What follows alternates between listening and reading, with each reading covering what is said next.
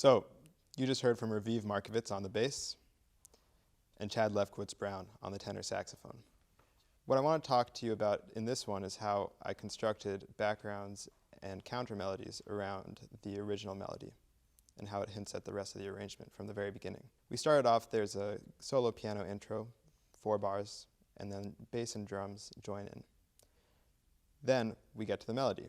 We have basically a leap of a sixth, which is a strong melodic interval. When we get to the second head in, the second time that we play the melody all the way through, we start to hear the counter melodies. I'd like to play for you now a little bit from the very first time we play the head, and then I want to play for you the second time we play the melody, so you can hear what the difference is.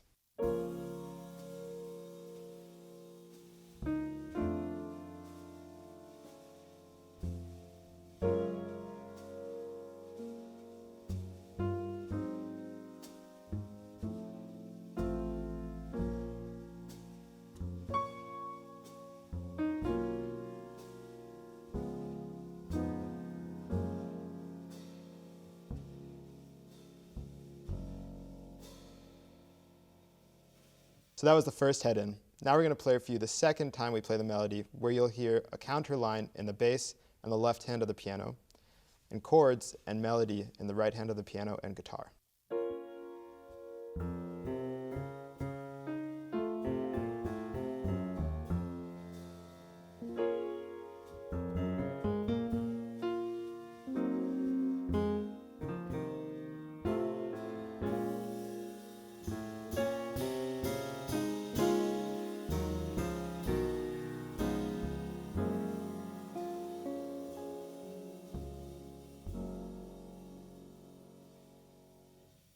By playing the counter melody in the bass and the left-hand piano, what I did was 2 things. First, I introduced the idea that we're going to have counter melodies throughout the rest of the arrangement.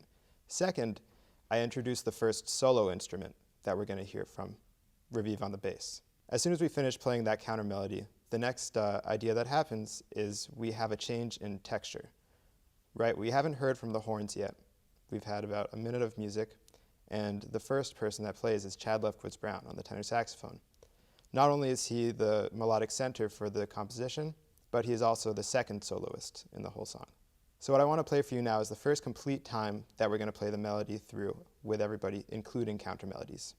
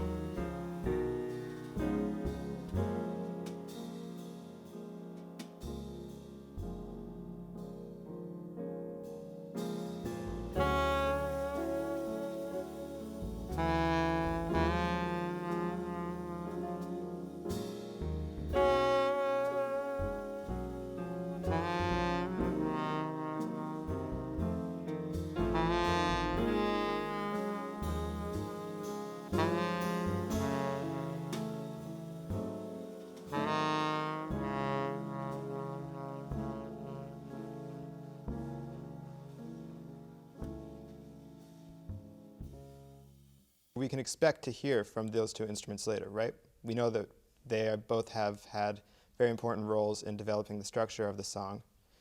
And now we're going to hear from the rest of the band. We're going to be joined by Wintz on the guitar, Andrew Gould on the alto saxophone, and Benack on the flugelhorn, using flugelhorn now instead of trumpet for its softer tone and its better ability to blend with the woodwinds. We're going to start now. This is the third full time that we're going to play the melody, and you'll hear different counter melodies interweaving between each other, finally to be joined together to create harmony at the very end of the third melody.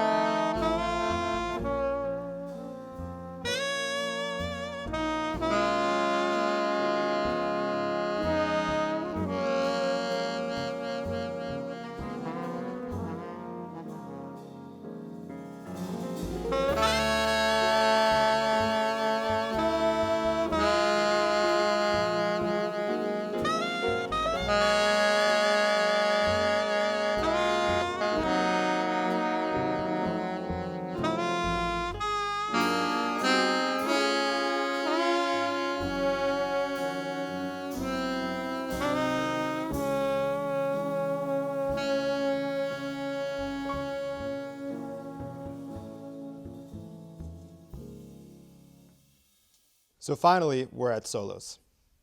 We're going to hear from Raviv Markovitz and then Chad Lefkowitz-Brown, respectively, on the bass and tenor saxophone. You've already heard that, so what we're going to do now is we're going to fast forward to the last time we play the melody.